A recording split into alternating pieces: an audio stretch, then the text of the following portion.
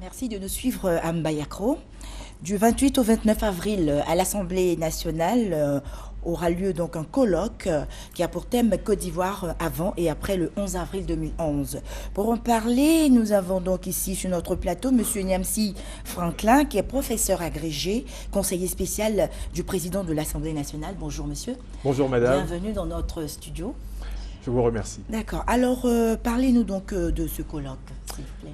Alors, donc, sous le parrainage et avec la présence effective du président de l'Assemblée nationale de Côte d'Ivoire, son Excellence Guillaume Soro, demain, des intellectuels venus de 4 continents ouvrent un colloque sur le thème « La Côte d'Ivoire avant et après le 11 avril 2011 ».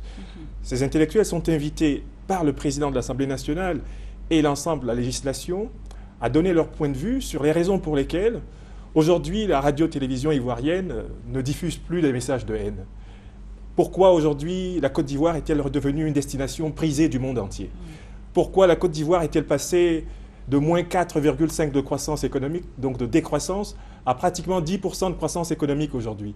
Qu'est-ce qui explique que la Côte d'Ivoire soit classée par les institutions financières internationales parmi les pays les mieux classés du point de vue de l'indice d'investissement et de la crédibilité financière?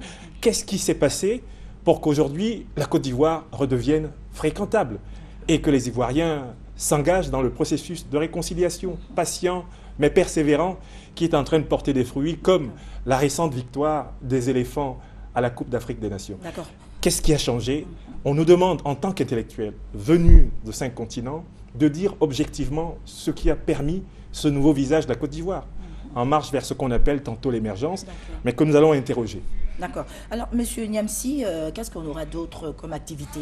Un aspect donc du programme Nous aurons globalement 10 interventions, 10 conférences de professeurs de l'université ivoirienne, des universités françaises et nord-américaines, et de certains professeurs d'universités ouest-africaines qui sont également invités, et qui vont porter sur la perception intérieure et extérieure de la Côte d'Ivoire.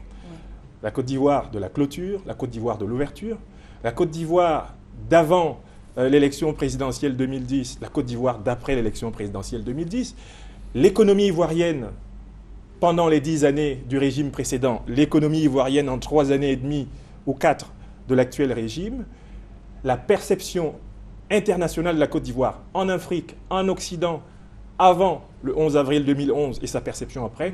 Donc nous aurons 10 conférences qui vont analyser, si vous voulez, la continuité et la rupture entre l'ancien et l'actuel régime d'un point de vue intellectuel. Des conférences documentées, avec statistiques, avec indices, avec confrontation archivistique. D'accord. Alors qui est invité à cette... on va dire à ces réflexions, parce qu'il y en a plusieurs. Le président de l'Assemblée nationale lui-même ouvrira les travaux. Et dans cette réflexion, nous avons le professeur Augustin Dibi, professeur titulaire des universités ivoiriennes en philosophie, qui est donc professeur à l'université Félix Houphouët-Boigny, qui ouvre la conférence inaugurale.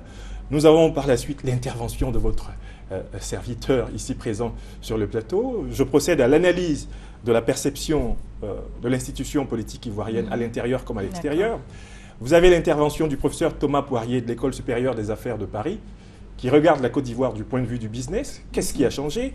Vous avez l'intervention du professeur Jean-Max Mésadri, professeur des universités. D'accord, monsieur Niamsi, ça c'est entre autres. Vous avez vraiment, vous avez vraiment demain, à partir de 8 h à l'Assemblée nationale, l'occasion de penser à la Côte d'Ivoire. Je parlais du public qui est invité. Cette annonce, elle s'adresse à qui? Elle s'adresse globalement, d'abord, à la classe politique ivoirienne de tout bord, parce que c'est une occasion d'écouter le point de vue des intellectuels sur ce qu'ils font. Elle s'adresse évidemment aux intellectuels, aux étudiants de Côte d'Ivoire qui souhaiteraient venir, en quelque sorte, voir comment on peut analyser scientifiquement la politique. Elle s'adresse aux leaders d'opinion et plus globalement au public intéressé par le débat démocratique et intellectuel. Merci. Donc, c'est ouvert à tout le monde, sur présentation d'une pièce d'identité. Venez quand même à partir de 8 h pour être sûr d'accéder à la belle salle de la Rotonde de l'Assemblée nationale. Merci beaucoup. Monsieur Niamsi, un contact pour d'autres informations éventuellement? Absolument. Ce contact, c'est le 58 38 69 83. Que nous avons signalé d'ailleurs dans les supports. Et vous arrivez à l'Assemblée nationale, vous y serez accueillis. C'est la maison du peuple.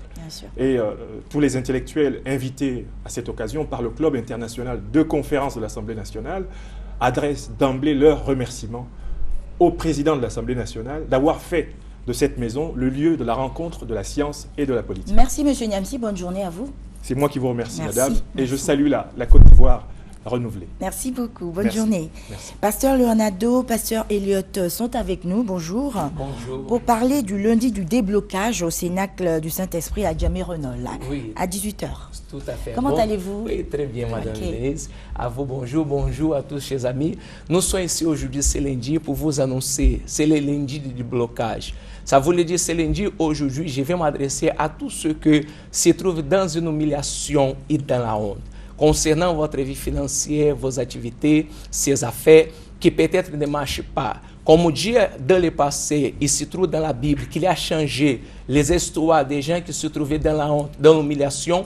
Nous croyons aussi que votre vie pourra changer. C'est pour cela, chers amis, à vous, peu importe la taille de votre problème, à vous que ce moment est en train de nous regarder, que peut-être pour vous rien ne marche, ou vous avez déposé son dossier jusqu'alors se trouve bloqué, l'argent aussi se trouve bloqué, sa vie n'arrive pas à réussir, rien n'avance. Ça voulait dire que vous avez déjà frappé plusieurs portes et toutes les portes pour toi sont fermées. Mais l'Éternel des armées, il est prêt à ouvrir les portes de la réussite, de le succès. Mais tout ça dépend de vous. Si vous aujourd'hui prenez une décision, une attitude de sortir, de quitter où vous êtes aujourd'hui pour aller chez nous, au Cénacle du Saint-Esprit, Carrefour Renouvelé à Djamé, nous croyons que le Dieu Tout-Puissant, au Dieu de la richesse, il changera votre vie. D'accord. Pasteur Elliott. Merci et que Dieu vous bénisse à vous tous qui nous suivez en cet instant, qu'il bénisse vous et le travail de vos mains.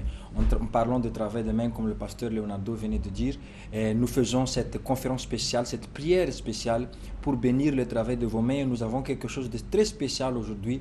Nous remarquons qu'il y a des personnes qui n'arrivent pas à réussir partout où ils vont. Or, Dieu promet dans sa parole qu'il va nous donner tout endroit que foulera la plante de nos pieds. Alors nous allons faire une manifestation de foi très forte pour retirer toutes les malédictions, malchance, blocages, tout ce qui empêche la personne de développer financièrement dans son travail et bénir votre vie financière à 18h aujourd'hui au Cénacle du Saint-Esprit à Djamé-Renol. Très bien. Alors, un contact pour vous joindre, s'il vous plaît. Oui, tout à fait. Vous pouvez nous joindre 56 323 323, 56 323 323 ou le 49 05 92 06. Et aujourd'hui, n'a pas oublié l'évêque Nascimento, notre leader ici à la Côte d'Ivoire, il sera là avec nous pour ministrer cette conférence et j'ai l'assurance que vous serez bénis. Merci à vous. Bonne journée. À vous aussi. Bonne journée à vous aussi. Nous partons avec une variété.